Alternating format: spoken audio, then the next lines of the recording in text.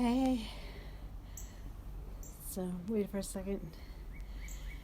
Just went on my first walk of the day, and I got 3,500 steps, and I'm a little out of breath, but folks, this is probably pretty normal for the fact that I have been sitting and laying in a bed for most of the time. So at least for the last couple weeks. I am getting ready to do my O2 sensor, and I expect it to be normal. So probably right now it's looking at 97%. So although that's that's within normal limits, so it's a little, mine's usually 99, but considering it's not in the 80s, we're good to go. And so I've actually feeling really good. Hope you guys are too. I don't know where my glasses are, so I don't know if I can see who's actually coming on, but so the hardest part right now is hearing so many different stories and so many different lies. Like a colleague of mine in the wedding photography industry, Jerry Gionis, is very famous in the wedding photography industry, lives in Las Vegas. He has a high fever, cough, pneumonia, and he went to the emergency room and they told him that they didn't have test kits anymore, that they're not testing, that they don't have the kits. So this flattening of the curve is not actually a flattening of the cases. The flattening of the curve is that we're going to withdraw test kits, and therefore you can't be testing as many people, so therefore there's not as many positives, and there's not going to be as many hospitalizations because we're not actually putting you in the hospital when we would have. If you had a virus and your O2 sats were low and you had pneumonia and you had a high fever, you would normally be hospitalized. So these numbers that they're throwing out, I don't trust them anymore, because I listen to the scanner and I've got people going into cardiac arrest all over the place, and yet they're reporting only one person, and these people were positive, or they had a fever prior or whatever, and I'm not seeing them being reported on our numbers for Fredericksburg. So all these people that are going into the hospital, all these people that are being transported, all these people that are dying at home, I'm hearing them on the scanner, but I'm not actually seeing them being reported on our numbers. So like, I've lost faith. Like the whole, I don't trust anything. Like, I don't know if they're lying to protect us. I don't know what their excuse is for lying. I haven't quite figured out why they're lying, and I don't know, and maybe there's no excuse for it, and whatever excuse that they're telling themselves that they're lying for, they're justifying their lies. I don't know, but it's so disheartening, because I believed what they said to me prior to this cruise. I believed what people told me. I believed that when you said that there weren't as many cases, I would believe that. I was totally one of those people that was maybe like kind of believing in Santa Claus, but I believed you. Like, I believed you. Like, I totally believed you, and you crushed it. And so I don't know, at this point I just want to like turn it off, and I don't care what you're saying anymore, because you're lying, and like, to be honest, throwing the lies in my face just over and over and over again is frustrating. I'm at the point where I'm ready to turn off the TV. I'm ready to turn off the government. I'm ready to turn off the city. I'm ready to turn off, like, I'm seeing them call for, okay, so this was a call that came in the other day for public service. So on the call log, it's going to say public service. And the explanation on the scanner was, this person is really sick and he can't make it to his car to be transported to the hospital, so he'd like a ride to the hospital.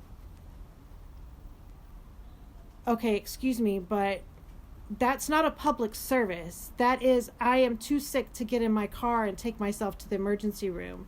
Can you please come get me? That actually is every single call that is ever made to 911 is, I am too sick or incapable of getting in my car and taking myself to the hospital. So if you want to catalog it that way, every single call would be a public service. So why are they lying? Because, when you lie, you actually stop protecting yourself, because the truth protects you. And trust me, guys, I learned this the hard way. The truth protects you. It's not the lie that protects you. And the consequences from a lie are way worse than any consequences that you will ever have from telling the truth. Ever. Ever. Trust me on that. Now, if you don't want to trust me, you can go learn it the hard way like I did. And it's a long journey. I can tell you that. It's a long journey to learn that one the hard way. It takes some time. And I can tell you that the suffering that goes on in the time period that you're learning that lesson is not something that you want to go through. So we're talking about lies from the very bottom all the way to the very tip top. Turn on your scanners, listen for yourselves. Every single county, every single city in the United States and in the world has a scanner app. You just go into your app store, put on your scanner, and you listen for yourselves. And maybe I don't want to bust your bubble. Maybe that's like telling you that the Santa Claus doesn't exist. I don't know. Maybe that's not the right thing to tell you to do, because you will lose faith in the system as I did. So maybe you don't want to do that. Maybe you want to keep continuing to believe in Santa Claus and let your life be led by whatever it is that they're saying. But I lost that in this cruise. I lost my trust in people, my trust in their decision-making process. I lost the world I thought I lived in. It went away. It's gone. It went somewhere else. When I worked on the rescue squad, we never, of course we had things that came over the scanner. For instance, one that came over the scanner as a nosebleed, and it turned out the person didn't have their head anymore because a rock had been thrown over a overpass and into their car and had landed on this lady's forehead. But the scanner call came over as a nosebleed. So I don't know if there's a disconnect. I don't know why they're doing this. I don't know why the cardiac arrests are not being, when they know for sure that this person was having the symptoms and just dropped dead. That was a completely healthy person walking a dog. I don't know. I don't know what to believe anymore. I feel such a loss, such a humongous loss, a loss for who I thought that they were. And it's probably the same loss that my mom felt when I went through the process of learning not to lie. I know that she probably went through that process of, who is this person? This person is not the same person that my daughter was before I sent her off to this camp. You gave me a different person. I'm sure that she was thinking the same thing. And I felt like a different person. I did. I did not have any of myself left at the beginning of that journey. And I hope that the world, as they're going through this process of telling lies and finding out what the consequences of those lies are, that their journey to redemption and their journey back to truth is faster than mine was. And I hope that their journey is not as ladled with sorrow and regret and horrible consequences like mine was. I see the process that they're going through. I see the lies that they're telling. I see the consequences of those lies, especially as they're being found out that they're lies. And if you guys learn anything from this, I hope that you learn that the truth protects you more than the lie does. If you are telling yourself that we're doing this because we're in a different era, we're in a public health emergency, this has never happened before. We're doing this all, I don't care how many excuses you make. I don't care what you're telling yourself the reason is for you stretching the truth or for not telling the public the truth, the whole truth. I don't know what your excuses are. I really don't. And honestly, they don't matter. Because in your head, you're justifying it. In your head, you're telling yourself that I need to tell them this because they'll panic. I need to tell them this because we need to reopen or we're going to die. Or I've got to tell them this because they don't understand the truth. They won't understand how serious this is, or they're gonna whatever it is that you're telling yourself, whatever it is, please put yourself in a different position and try and get out of that spot where you believe your justifications. Just stop. For all of you emergency room doctors that know that some of this stuff is not true, that you've been seeing this stuff for a long time, you've got to speak up. You've got to tell people, because you know what? I know that they want other countries to believe a certain thing about the United States. I know that their campaign, that's another one of their justifications. We need them to believe this about our country. We need Russia to think that this is, whatever it is. Stop putting justifications out there. Stop. I'm warning you. I've been through it already. You're not going to like the end. You're not going to like it.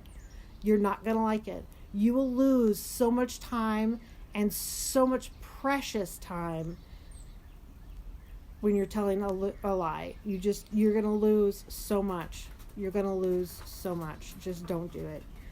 I can't see what you guys are, all of you guys coming on, but anyway, I just want to put that out there because you guys watching this live are not going to be the only ones seeing it.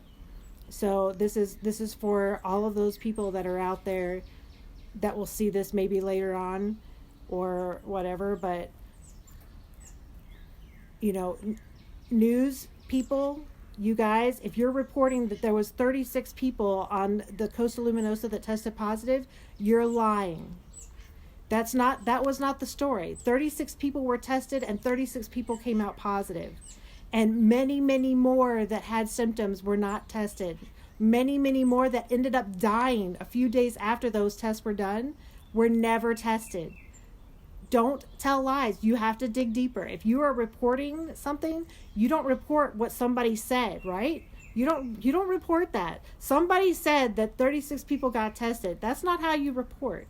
Reporting includes investigation. It is an investigatory type of career. You don't just say somebody said this, or this press release was just announced that somebody said this. You don't take a piece of paper of a press release and put it out there. That's not what you do. That's not what journalists do. Journalists take that piece of paper and they say, what in this piece of paper do they want me to know? And what about this piece of paper do they not want me to know? And what is the other story to this person who handed me the piece of paper? What is the other person's stance on this? We trust our news people to actually make that career respectable by doing that. It is an investigation. Just because I said something, just because I experienced something, doesn't mean that my side of the story is the only story that needs to get out there.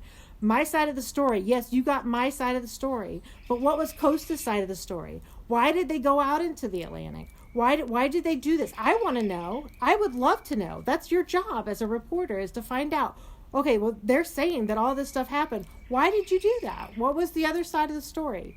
The same thing goes with these flattening the curve. Okay, they're reporting less deaths. Okay, does that mean that when they're reporting 100 less deaths in New York City yesterday, does that mean, did you test the same amount of people? Were the people that came into the emergency room the same? did you have more deaths of people that were dying in their homes because they didn't want to call 911, or because they had already been turned away from the emergency room twice because they didn't have enough symptoms to be hospitalized? Because let me tell you what's happening.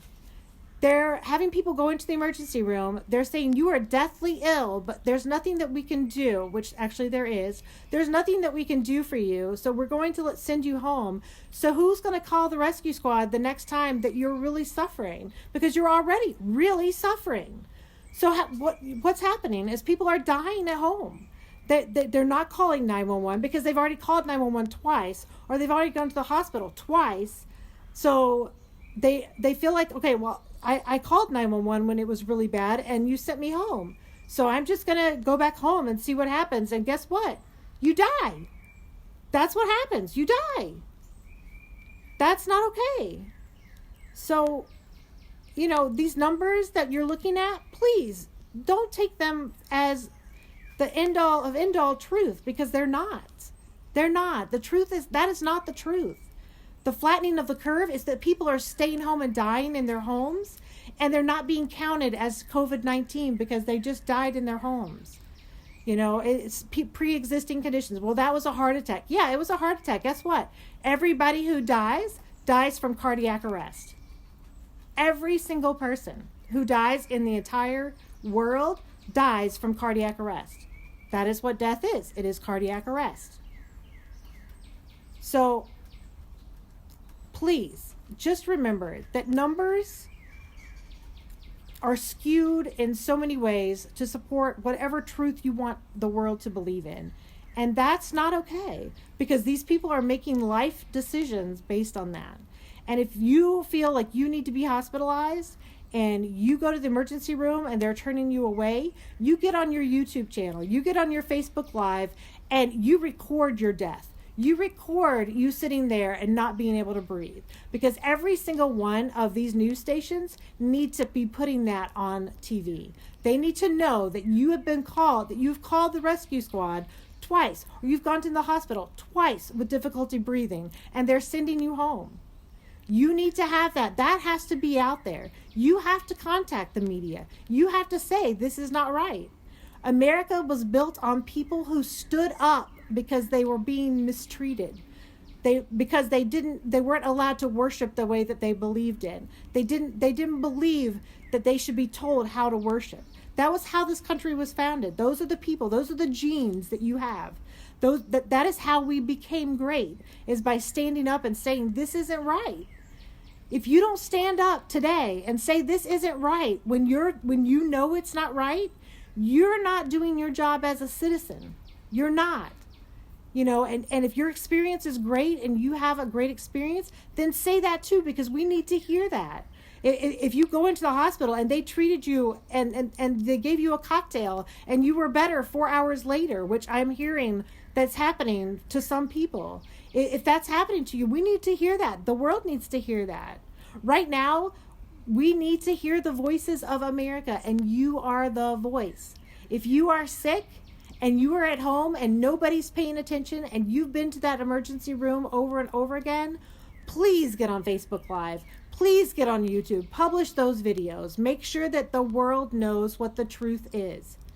Because if they're not going to stand up for the truth and they're not going to tell us the truth, then it's our job to make sure that we do tell the truth and that we know what's going on. And we can only do that if all of you guys are doing the same. So that is my spiel for today. I'm feeling better. My O2 stats right now are 96% after a walk. And I'm a little upset because I'm sitting here talking about all of this stuff that's very emotionally charged. But that's my rant for today. And I'm not listening to the news today. I am not going to listen to anything other than my scanner while I listen and watch and document what's going on in my own city. So